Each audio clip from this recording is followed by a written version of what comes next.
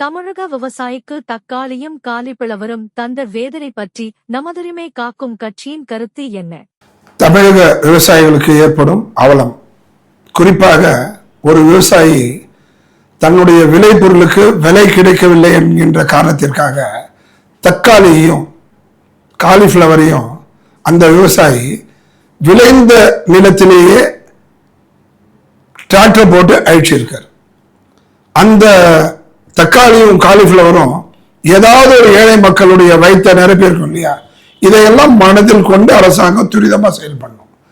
கடந்த காலத்தில் ஒரு அதிர்ச்சி செய்தி என்ன, 3 ஆண்டு காலத்திற்கு விவசாய காப்பீடு அது அவங்க அரசாங்கம் கட்டல. அந்த நிலையே மோசமாக இருக்கின்ற சமயத்தில் குறைந்தபட்சம் அவங்களுக்கு ஆதாய விலையாவது கொடுக்கணும். குறைந்தபட்ச ஆதாய விலை கொடுத்திருந்தா விவசாயிகள் அந்த நஷ்டத்திலிருந்து காப்பாற்றப்பட்டிருப்பாங்க. அதையும் செய்யல, அதுவும் காலதாமதம்.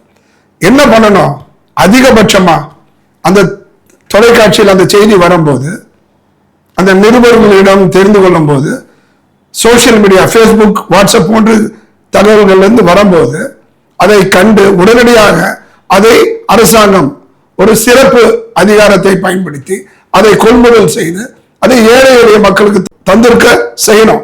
அப்போதான் அந்த அரசாங்கம் விழிப்பாக இருந்து செயல்பட்டதா பொருள் கொள்ளலாம். தயவு செய்து 2026 நீங்கள் வெற்றி பெற வேண்டும் என்று சொன்னால், நீங்கள் இந்த தேர்தலில் புறக்கணிக்கப்படாமல் இருக்க வேண்டும் என்று சொன்னால், நீங்க இந்த மாதிரி விஷயங்கள்ல நீங்க முன்னெடுப்பு எடுக்கணும் என்பதுதான் என்னுடைய வேண்டுகோள்.